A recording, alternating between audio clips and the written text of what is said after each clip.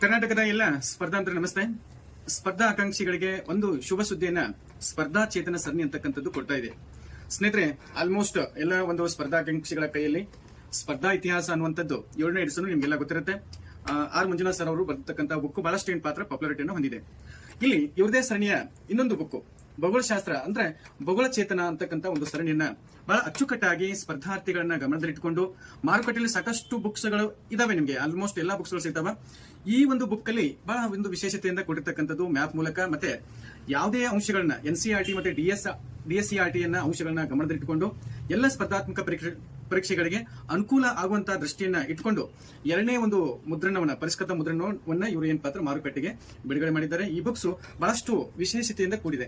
ಭೂಗೋಳಶಾಸ್ತ್ರಕ್ಕೆ ಸಂಬಂಧಪಟ್ಟಂತೆ ನಮಗೆ ಸಾಕಷ್ಟು ಮಾರುಕಟ್ಟೆಯಲ್ಲಿ ಬುಕ್ಸ್ ಸಿಗಬಹುದು. ಬಟ್ ಈ ಬುಕ್ಸ್ ನೀವು ಮಾರುಕಟ್ಟೆಗೆ ಒಂದ್ಸಲ ವಿಸಿಟ್ ಮಾಡಿದಾಗ ಈ ಬುಕ್ಸ್ ಅನ್ನ ಒಂದ್ ಬಾರಿ ನೋಡಿ.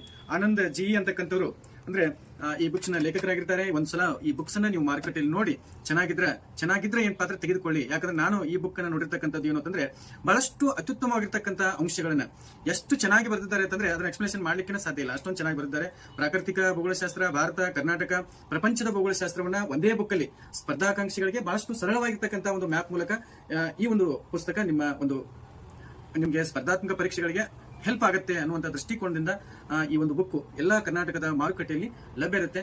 ಸೊ ಸಾಧ್ಯವಾದ್ರೆ ಈ ಬುಕ್ಸ್ ಅನ್ನ ಒಂದ್ಸಲ ಏನ್ ಪಾತ್ರ ನೀವು ನೋಡ್ರಿ ಅಂತ ಹೇಳ್ತಾ ಎಲ್ಲರಿಗೂ ಧನ್ಯವಾದ.